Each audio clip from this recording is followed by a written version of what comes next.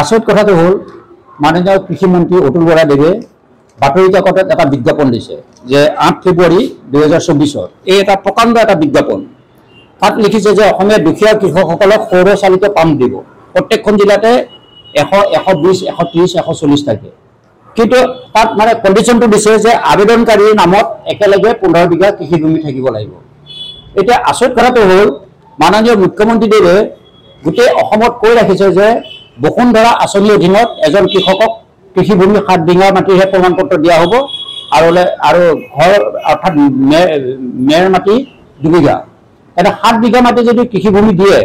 তেতিয়াহ'লে মাননীয় অতুল বৰাদেৱে কোৱা ঘোষণাটোত অসমৰ কোনো এজন কৃষকে কিন্তু আবেদন কৰিব নোৱাৰিব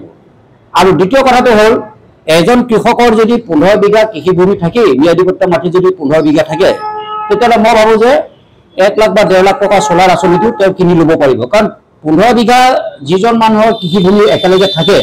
তেওঁ কেতিয়া দুখীয়া হ'ব নোৱাৰে কাৰণ 15 বিঘা মাটি থকাটো আজিৰ দিনত কৃষিভূমি বহুত লাখ টকা তেনে ক্ষেত্ৰত ই এক অবাস্তৱ এটা বিজ্ঞাপন বাতৰি কাকতত প্ৰকাশ কৰিছে য'ত মুখ্যমন্ত্ৰীদেৱে কৈছে 7 বিঘাতকৈ কোনো কাৰণতে চাৰ্কুল অফিচে কোনো এখন অসমৰ কোনো জিলাৰ পৰা এজন মানুহক 7 বিঘাতকৈ কৃষিভূমি কোনো প্ৰমাণপত্ৰ নিদিয়ে এটা অসমৰ ৰাইজে কেনেকৈ আবেদন কৰিব 15 বিঘা কোনে চাৰ্টিফিকেটখন দিব ৰাজহ চক্ৰৰ বিষয়ে যদি আপোনাক চাৰ্টিফিকেটখন নিদিয়ে তেতিয়াহ'লে আমি কেনেকৈ আবেদন কৰিম গতিকে মাননীয় অতুল বৰাদেৱে এইটো গছত গৰু উঠা কথা আৰু কৃষি বিভাগে গছত গৰু উঠা কথা এইটো বাতৰি কাকতত বিজ্ঞাপন প্ৰচাৰ কৰিছে আমি ভাবোঁ যে আচলতে বিজ্ঞাপনটো প্ৰচাৰ কৰিলে ইয়াৰ সত্যতাটো নিৰীক্ষণ কৰিব লাগে লগতে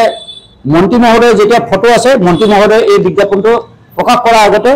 বসুন্ধৰা আঁচনিখনৰ কথা তেখেতে জ্ঞাত হ'ব লাগিছিল আমি মাননীয় মুখ্যমন্ত্ৰী মহোদয়ক অনুৰোধ কৰিছোঁ এই বিজ্ঞাপনটো পুনৰ সংশোধন কৰি এজন কৃষকক 7 বিঘাৰ তলৰ খেতি মাটি থাকিলে এই পাম্পছেটটো দিয়া আঁচনিখন আকৌ বিজ্ঞাপন দিব লাগে নহ'লে কোনো অসমত কোনো এজন কৃষকে এই আঁচনিত লাভ নহ'ব কাৰণ যিহেতু 15 বিঘা মাটি কোনো চাৰ্কুল অফিচে এজন কৃষকক চাৰ্টিফিকেট নিদিয়ে